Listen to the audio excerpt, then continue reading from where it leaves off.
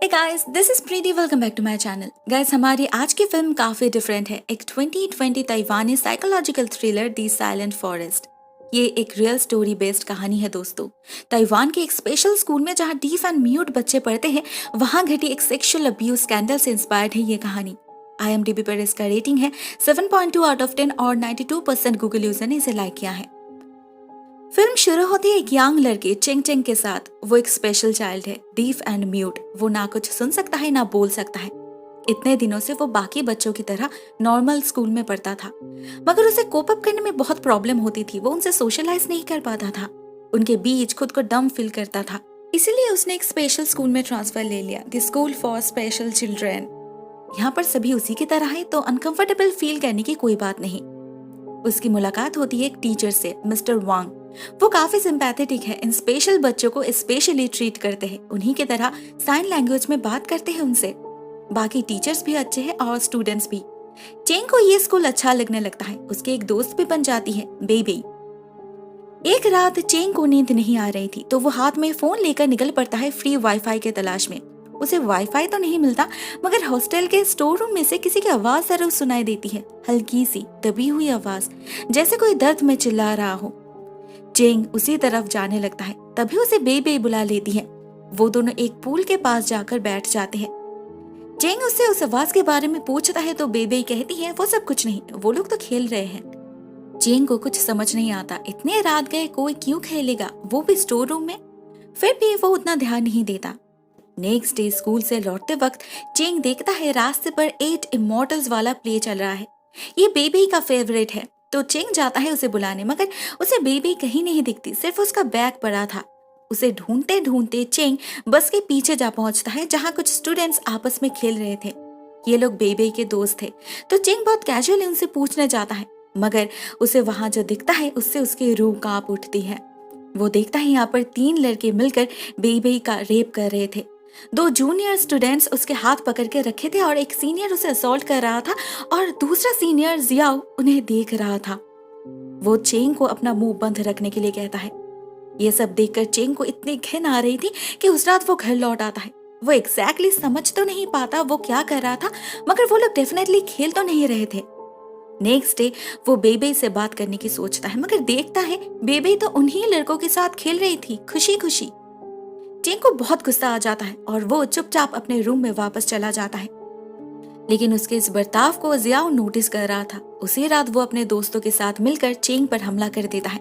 उसे उठाकर store room में ले जाने की कोशिश करता है और उनके साथ खेलने के लिए कहता है। चेंग बहुत डर गया था, मगर फॉर्चुनेटली उसी वक्त कोई अलार्म बजा देता है, जिससे सभी बच्चे भागते हैं अपने अपने रूम की तरफ। ये बेबी थी जो चेंग को बचा रही थी। शायद उसे पता था इसके बाद वो लोग क्या करने वाले थी चेंग के साथ।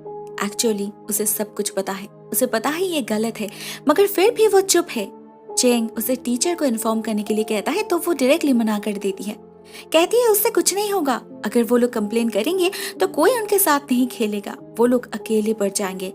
वैसे भी वो लड़के बेबे के दोस्त थे, उस बुली को छोड़कर बाकी समय तो अच्छे से ट्रीट करते हैं उसे। बेबे को कोई प्रॉब्लम नहीं। इवन वो चेंग को भी उनसे दोस्ती करने के लिए कहती है। इससे अगर इन फ्यूचर उसे भी बेबी को बुली करना पड़े तो कोई बात नहीं। चेंग उसके बातों से हैरान हो जाता है, लेकिन वो ऐसा चुप नहीं बैठ सकता था। नेक्स्ट डे उस बस में चढ़ने की हिम्मत ही नहीं हो रही थी उसे। वो स्कूल में ही रुक जाता है जब उसकी मुलाकात होती है मिस्टर वांग से। चेंग और खुद को रोक नहीं पाता। वो मिस्टर वांग को सब कुछ बता देता है, साथ में बेबी को भी खींच ले जाता है उनके पास। बेबी तो जाना बिल्कुल भी नहीं चाहती थी, ना उसे कोई कंप्लेन करनी थी, उसे किसी से कोई शिकायत नहीं, मगर उसका चेहरा कुछ और कह रहा था।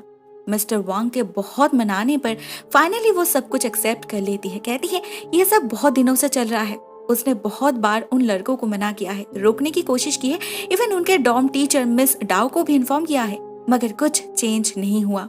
मिस डाओ ने तो डायरेक्टली कह दिया कि ये कोई बुली नहीं है, वो लोग तो खेल रहे हैं। बेबी को डर है, बात अगर ज्यादा फैल गई तो उसे घर भेज दिया जाएगा। उसके पेरेंट्स नहीं है, अपने ग्रैंड पेरेंट्स के पास पली बड़ी है वो।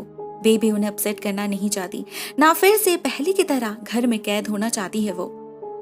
मिस्टर वांग उसके भावनाओं को समझ पा रहे थे। वो सबसे पहले प्रिंसिपल से बात करते हैं।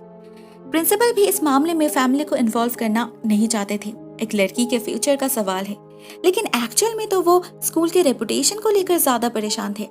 जो भी हो, मिस्टर वांग के फोर्स करने पर एक इन्वेस्टिगेशन स्टार्ट होता है। उनका शक था बेबे अकेली विक्टिम नहीं है, और भी बहुत सारे लोग हैं। सबसे पहले उसने जिन लड़कों का नाम लिया था उन्हें इंटेरोगेट किया जाता है, यू जियांग और वाई हुआ। उनसे और भी कई सारे स्टूडेंट्स का नाम पता चलता है जो इस असॉल्ट में या तो इन्वॉल्व थे या फिर विक्टिम। धीरे धीरे बिल्कुल चेन की तरह एक के बाद एक इंसिडेंट सामने आने लगते हैं। फाइनली पता चलता है इस ब्रूटल खेल का शिकार 4th ग्रेड से लेकर 8th ग्रेड तक हर कोई कभी न कभी बने थे। लड़का लड़की सभी, इन टोटल 127 स्टूडेंट्स। सभी का एक ही कहना था, उनके सीनियर्स उनके साथ खेलते हैं तो वो भी अपने जूनियर्स के साथ खेलते हैं।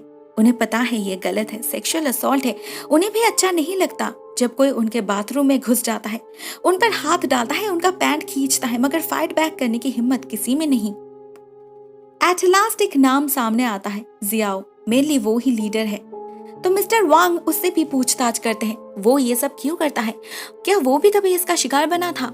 जियाओ कहता है वो सिर्फ देखता है मजे के लिए, उसने खुद कभी कुछ नहीं किया और उस पर हाथ डालने की हिम्मत किसी में नहीं। ये कहकर एक क्रीपी सा स्माइल देता है वो, जो काफी डिस्टर्बिंग था। जब बेबी के फैमिली तक बात जा पहुंचती है तो उसे घर बुला लिया जाता है और इधर चेंग को कुछ लड़के मिलकर बहुत मारते हैं। उसके कंप्लेन के कारण ही तो इतना सब कुछ हो रहा है। चेंग नेक्स्ट डे बेबी से मिलने जाता है। वो स्कूल लौटना चाहती थी, इतना सब कुछ हो जाने के बाद भी। असल में वो इस आउटर वर्ल्ड से डरती है, लेफ्ट आउट फील करती है। यहाँ उसका कोई दोस्त नहीं। वो स्कूल जैसा भी हो वहाँ पर वो कंफर्टेबल है। उसके कहने पर मिस्टर वांग और चेंग उसके ग्रैंड पेरेंट्स को समझाने की कोशिश करते हैं, मगर उन्हें डर है अगर बेबी प्रेग्नेंट हो पड़ी तो क्या होगा। वो डायरेक्टली मना कर देते हैं, उनके मुंह पर दरवाजा बंद कर देते हैं, मगर चेंग हार नहीं मानता। वो बेबी की हालत अच्छे से समझ सकता है, उसकी हालत भी तो सेम ही है। तो वो पर्सनली बेबी के दादू से जाकर मिलता है, उन्हें समझाता है कि वो लोग बाकी सबसे अलग है। इन हियरिंग एड्स और साइन लैंग्वेज से सोशलाइज करना उनके लिए बहुत मुश्किल है। नॉर्मल लोगों के लिए वो अब नॉर्मल है, एक बोझ है समाज में, मगर अपने जैसों के बीच वो खुद को नॉर्मल फील करते हैं। वो प्रॉमिस करता है कि स्कूल में वो बेबी का ख्याल रखेगा। इस बार दादू मान जाते हैं और बेबी भी स्कूल लौट पाती है। कुछ दिनों तक सब कुछ ठीक रहता है। चेंग हमेशा बेबी के साथ रहने लगता है। मिस्टर वांग खुद उसे घर छोड़ने जाते थे। ऐसे बेबी तो बच गई, मगर चेंग खुद को बचा नहीं पाया। एक दिन स्कूल खत्म होने के बाद जाओ अपने ग्रुप के साथ मिलकर चेंग को फिर से स्टोर रूम में ले जाता है और उसी के ही एक क्लासमेट बाउडी को असॉल्ट करने के लिए कहता है। यहाँ पर बाउडी और चेंग दोनों ही विक्टिम थे। चेंग करना तो नहीं चाहता था, मगर जाओ कहता है अगर उसने ऐसा किया तो वो बेबी को और कभी परेशान नहीं करेगा। चेंग के पास और कोई ऑप्शन भी तो नहीं था। वो उनका कहना मान लेता है और ये लोग उसकी वीडियो बना लेते हैं। यहाँ तक हमें जियाओ का जो डार्क साइड देखने मिला है, उससे क्लियर था कि वो एक बहुत ही बदमाश लड़का है, मगर बात शायद कुछ और भी थी। एक दिन हम उसे रोते हुए देखते हैं। वो किसी का मैसेज पढ़ रहा था, किसी ने उसे मिलने के लिए बुलाया था, मगर इस मैसेज से वो इतना डर क्यों रहा था। उधर हम चेंग को देखते हैं। वो बस 5 मिनट के लिए बेबी को अकेला छोड़कर कहीं गया था। जब वो लौटा बेबी वहां नहीं थी, वो वॉशरूम में थी और फिर से उसका रेप हुआ था। इस बार जाओ ने खुद उसका रेप किया था, लेकिन इस बार बेबी कोई एक्शन लेने से मना कर देती है। इस बार अगर वो घर गई तो फिर कभी लौट नहीं पाएगी। चेंग को बहुत गुस्सा आता है। जियाओ ने प्रॉमिस किया था बेबी को परेशान ना करने का, तो वो जाके उसकी बहुत पिटाई करता है। सरप्राइजिंगली इस बार जाओ ना फाइट बैक करता है ना डिफेंड, और नेक्स्ट डे पता चलता है उसने अपना हाथ काट के सुसाइड करने की कोशिश की है। मिस्टर वांग बहुत कंफ्यूज्ड हो चुके थे, आखिर मामला क्या है। वो खुद उससे जाकर बात करते हैं, मगर जाओ कुछ नहीं कहता। यह स्कैंडल मीडिया में भी फैल चुका था, सभी को पता लग चुका था कि स्कूल में क्या क्या होता है। इस सब के बीच वो चेंग वाला वीडियो कोई लीक कर देता है, डेफिनेटली चेंग को मुश्किल में डालने के लिए। भले वो सबको कन्विंस कर लेता है कि ये उसने खुद से नहीं किया, फोर्सफुली उससे करवाया गया था, फिर भी उसके माँ उसे स्कूल चेंज करने के लिए कहती है, जो वो नहीं मानता। जब बेबी को इस बारे में पता चलता है तो वो बाउडी से जाके पूछती है, क्योंकि उस वीडियो में वो भी था। बाउडी उसे सारा मामला समझाता है।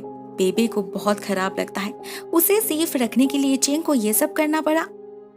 वो घर लौट आती है और डिसाइड करती है कि वो अपना ऑपरेशन करवा लेगी। एटलीस्ट इसके बाद अगर वो रेप्ड हुई भी उसे प्रेगनेंसी का डर नहीं लगेगा। मतलब वो जानती थी इन फ्यूचर भी उसके साथ ये सब होने वाला है। फिर भी वो स्कूल में लौटना चाहती थी। उन असॉल्ट से ज्यादा उसे इस आउटर वर्ल्ड से डर जो था। वो चेंग को मैसेज करके सब कुछ बताती है और चेंग इन्फॉर्म करता है मिस्टर वांग को। दोनों मिलकर उसी वक्त उसे ढूंढने निकलते हैं। फॉर्चुनेटली ठीक समय मिस्टर वांग बेबी को रेस्क्यू भी कर लेते हैं, मगर जिस मेंटल स्टेट में वो पहुंच चुकी थी उस ट्रॉमा से निकलने में उसे वक्त लगेगा। चेंग खुद को और संभाल नहीं पा रहा था। इस सब के लिए जिम्मेदार वो जाओ था। आज तो वो उसे मार ही डालेगा। लेकिन एट द सेम टाइम हम जाओ को देखते हैं। अभी भी वो हॉस्पिटल में ही है और उससे कोई मिलने आता है गिफ्ट्स के साथ, जिसे देखकर जाओ का चेहरा फीका पड़ जाता है। जब कुछ देर बाद चेंग जा पहुंचता है उसके केबिन में, वो देखता है जाओ ने फिर से अपना हाथ काट लिया है। उसके चेहरे पर एक अजीब बेबसी थी जो चेंग तब तो समझ नहीं पाया, मगर नेक्स्ट डे सब कुछ क्लियर हो जाता है उसके लिए। नेक्स्ट डे वो जब स्कूल पहुंचता है तो जाओ के कुछ दोस्त उसे कॉर्नर कर लेते हैं, मगर मारने के लिए नहीं, एक वीडियो दिखाने के लिए। जाओ की वीडियो जहां से ये सब कुछ शुरू हुआ था। चेंग को पता चलता है जाओ भी असल में एक विक्टिम है। वो जब 4th ग्रेड में था तब उनके स्कूल के 8 टीचर ने पहली बार उसे मोलेस्ट किया था। इसके बाद 8th ग्रेड तक यही सब चला। उसके कुछ दोस्त ने छुपके से ये वीडियो बनाया था। उन्होंने प्रिंसिपल को इन्फॉर्म भी किया था, मगर उन्होंने सिंपली इसे डिलीट करने के लिए कहा और उस टीचर को निकाल दिया। मगर क्लियरली उस टीचर ने जाओ का पीछा नहीं छोड़ा। वो अभी भी उसे रेगुलरली असॉल्ट करता है स्कूल के बाहर। इवन उस दिन हॉस्पिटल में भी वो ही मिलने गया था उससे। उसी के मैसेज से जाओ उतना डर गया था। खुद मॉलेस्टेड होने के बाद अपना सारा गुस्सा निकाला बेबी के ऊपर। वो नहीं चाहता था, मगर वो खुद को रोक भी नहीं पाया। चेंग ये सारी बातें इन डिटेल्स मिस्टर वांग से कहता है, इस वीडियो को दिखाता है और जस्टिस भी मांगता है। सब कुछ जानने के बाद मिस्टर वांग प्रिंसिपल को कन्फ्रंट करते हैं। अगर उन्हें शुरू से सब कुछ पता था तो उन्होंने एक्शन क्यों नहीं ली? अगर उस टीचर को सजा मिलती सही समय तो जाओ आज ऐसा नहीं बनता, ना बाकी स्टूडेंट्स विक्टिम बनते। इस प्रिंसिपल को तो सिर्फ अपनी नौकरी की पड़ी है, वो कुछ नहीं करने वाली। तो मिस्टर वांग ही एक्शन लेते हैं। वो पुलिस को इन्फॉर्म करते हैं सब कुछ। इस प्रिंसिपल को नौकरी से निकाल दिया जाता है। साथ में जितने भी टीचर्स इन्वॉल्व्ड थे उन्हें भी सजा मिलती है। मिस्टर वांग फिर से जाओ से मिलने जाते हैं। वो बहुत उदास दिख रहा था। मिस्टर वांग जब उसे बताते हैं कि उस टीचर के बारे में उसे सब कुछ पता है तो जाओ टूट पड़ता है। कहता है वो खुद से नफरत करता है क्योंकि वो उन असॉल्ट से इतना यूज्ड हो चुका था कि उसे इन अ वे ये अच्छा लगने लगा था। वो उस आदमी को हेट करना चाहता है, मगर फिर भी कर नहीं पा रहा। ये तो गलत है, मगर उसे समझ नहीं आ रहा कि ऐसा क्यों हो रहा है। वो इन असॉल्ट्स को एंजॉय क्यों कर रहा। मिस्टर वांग उसके बात को समझ रहे थे। जाओ एक टीनेजर है, अपने इमोशंस, अपने सेक्सुअलिटी को लेकर कंफ्यूज्ड है। ऐसे में इन सब चीजों का असर उसके दिल और दिमाग में गहरा असर कर सकता है, उसके साइकोलॉजी को ही बदल सकता है, एग्जैक्टली जैसे अभी उसके साथ हो रहा है। लेकिन उन्हें उम्मीद है सही काउंसलिंग के साथ सब कुछ बदल भी सकता है। नेक्स्ट दिन में हम पहुंच जाते हैं 6 महीने बाद। पता चलता है अभी सब कुछ सही चल रहा है। बेबी भी स्कूल वापस आ चुकी है और कोई से बुली नहीं करता। इनफैक्ट कोई किसी को बुली नहीं करता। वो ब्रूटल गेम बंद करके अब एक हेल्दी रिलेशनशिप फॉर्म हो चुका है सभी के बीच। लेकिन क्या सभी अपने असॉल्ट्स को, अपने डार्क पास्ट को इतने आसानी से भुला पाता है? शायद नहीं। हम बाउडी को देखते हैं, उसके अंदर अभी भी उन हादसों का इम्प्रेशन रह गया है। वो अपना गुस्सा निकालने के लिए शिकार ढूंढ रहा है। क्या वो खुद को आखिरकार काबू कर पाएगा या फिर से शुरू होगा ये खेल? God knows. दोस्तों ये फिल्म यहीं पर एंड हो जाती है और अब हम बात करेंगे इसके रियलिटी के बारे में। सोर्स के मुताबिक ये हादसा ताइवान के एक national school for special child का है। यहाँ पर 300 से भी ज्यादा विक्टिम्स को 2009 से लेकर 2011 तक सेक्सुअल मॉलेस्टेशन का शिकार होना पड़ा था। इसमें मेनली टीचर से इन्वॉल्व्ड थे, मगर कुछ केस में कुछ स्टूडेंट्स भी अपने क्लासमेट्स को मॉलेस्ट किया करते थे। ये असॉल्ट्स हर जगह चलता था। Classrooms, dormitories, school buses, washroom, rest room, corridor, even in some cases teachers उन स्टूडेंट्स को घर भी ले जाते थे। स्कूल में सभी को ये बातें पता थी, मगर किसी ने भी आवाज उठाने की जरूरत महसूस नहीं की। जब विक्टिम्स खुद उनसे मदद मांगते थे तो दोष उन पर ही डाला जाता था। जब फाइनली मीडिया में बात फैली तो स्कूल अथॉरिटी ने एक बहुत ही गंदा प्रपोजल दिया, विक्टिम के साथ अटैकर की शादी करवाने का। टिपिकल जवाब जो शायद हर देश में रेप केस का इजी सोल्यूशन बताया जाता है ना? दोस्तों ये एक बहुत ही डार्क एंड हॉरिफाइंग रियलिटी है। आई होप सभी को जस्टिस मिली होगी। आज के लिए बस इतना ही दोस्तों। Thank you so much for watching this video. बहुत जल्द मिलते हैं एक और नए वीडियो के साथ। तब तक के लिए टेक केयर, टाटा।